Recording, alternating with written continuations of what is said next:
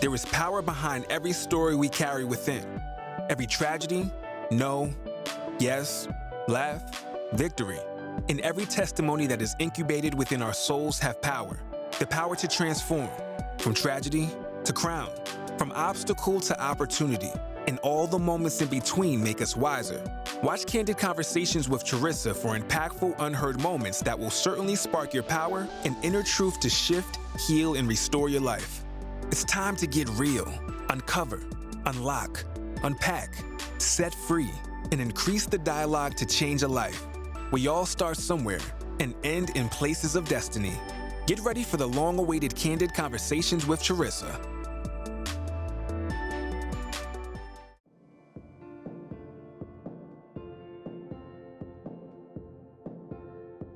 Some of my greatest desires or wants.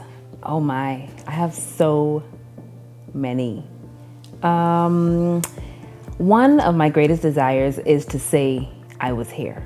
Is to be able to say I was here beyond just what my birth certificate says. Because everyone can say they were here. But I want to be able to say it, and I want it to have meaning. And then I desire to have people remember that she was here, Charisa was here, and she did this. I want them to remember she was here because she was this for me. I remember her because she did this for the world. Not everyone has that desire. Some people are fine with existing. I don't want to just exist.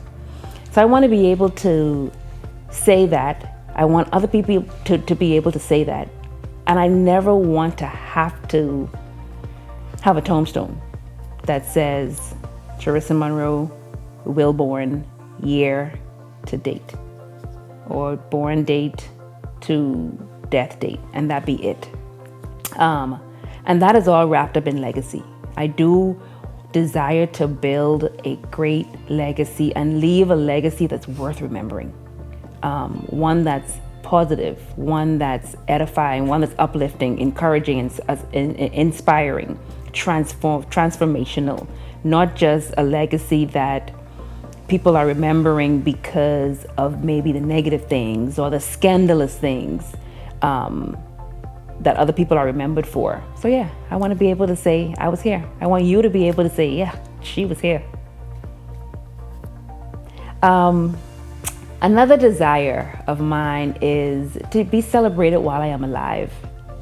I want people to bring me my flowers while I'm here. I love flowers. I love roses. I love tulips, anything flowery. So if you ever want to bring me flowers, now is the time. Don't bring me no flowers for my coffin. Don't bring me no flowers to go in the graveyard. It don't make any sense at that point. No one can enjoy it at that point but you.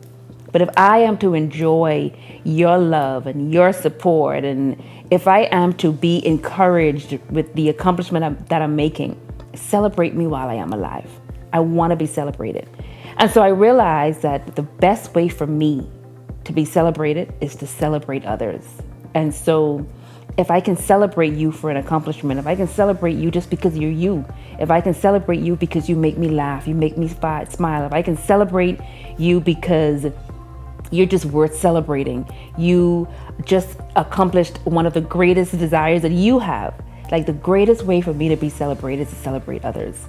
And celebrate them while they're alive. Not have this long list of things to be celebrated for that I'm reading at their funeral. Everybody desires to get their flowers while they are still very much living. A great desire that I have, and I've been saying this for many years. My father was still very much alive, and we would travel with him. And I have been saying, like, I desire to be so much greater than the teacher and the mentor and the leader that he was. And he would desire nothing less. I want to be great, not just great, but I want to be greater than him. He was an awesome leader, a great teacher, a great man, a great personality. People loved him. And I want to be just as great. I actually want to be greater than him. In whatever my works, whatever I put my hands to do, whatever legacy I'm going to leave behind, what people remember me for. Like, I want them to say she was here and she was great. She was here and she was an awesome leader. She was here and she was an amazing person. That's one of my greatest desires. Yes.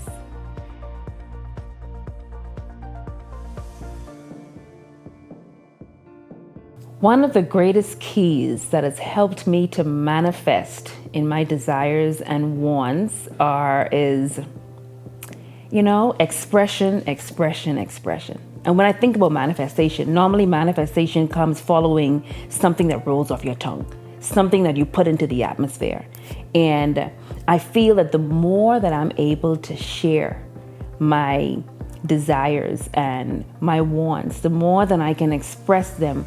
First of all, when I hear me say it, it sounds more reachable. It sounds more real. It makes it realistic. And then when I say it to you, you hear it, whether you like it, believe it, or desire it yourself. As far as you're concerned, man, she really wants to do this. Let me watch her. So you either watch, then you start supporting, you buy into what it is that I want to do, what I desire, and then you start encouraging, you start helping, you start supporting, which also further allows me to reach whatever this is that I'm desiring. But if I keep it shut, if I say nothing, if I decide that I don't want to express these things, then I don't hear me say it enough, and the world doesn't hear it. So the world doesn't know what to expect.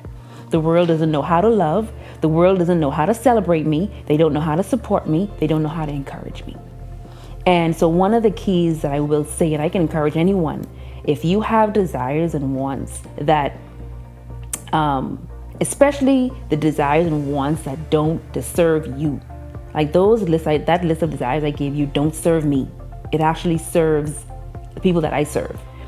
So when you think of desires and wants that don't serve you, but it actually serves others, like you want to express them because you want people to feed into it. You want people to support.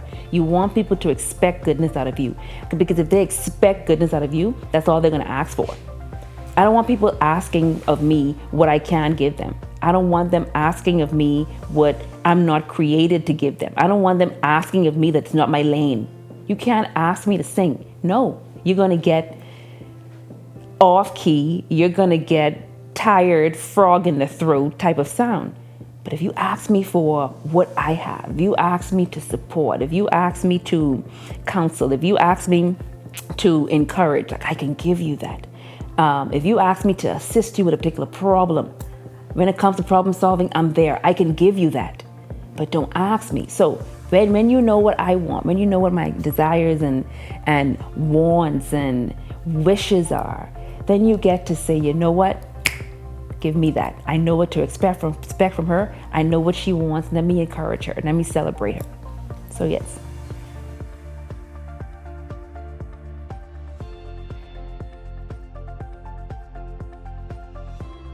One, there is nothing that's unattainable if you have thought about it. And two, if you are already thinking that something is unattainable, you are limiting your reach. And thinking that something is unattainable is already a limiting belief.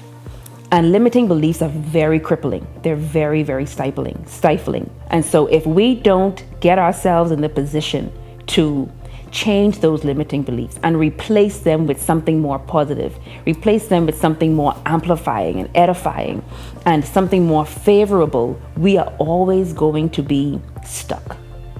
And so I would encourage them to first acknowledge that very thought of unattainable is a limiting belief. Then when you acknowledge it, then replace it. Replace it with something more positive. Replace it with, you know what, I'm thinking this, I'm going to go after it. It may be hard, it may be difficult, no problem. Let me find an expert. Let me find someone that can help me. Let me go and educate myself. Let me learn how to do something. Put in the work. And then figure out how you're going to introduce and involve this new way of thinking into your actions. Because sometimes we are not attaining something or we're not reaching our level because we're doing nothing. And if you're doing nothing, you get nowhere.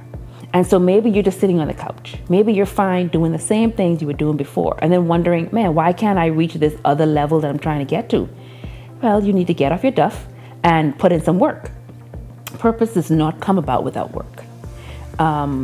So yes, once you have acknowledged that belief is limiting, then figure out and replace it with something new, something more positive, something more edifying and uplifting, and then Also figure out how are you going to introduce that new way of thinking into your current behaviors and actions.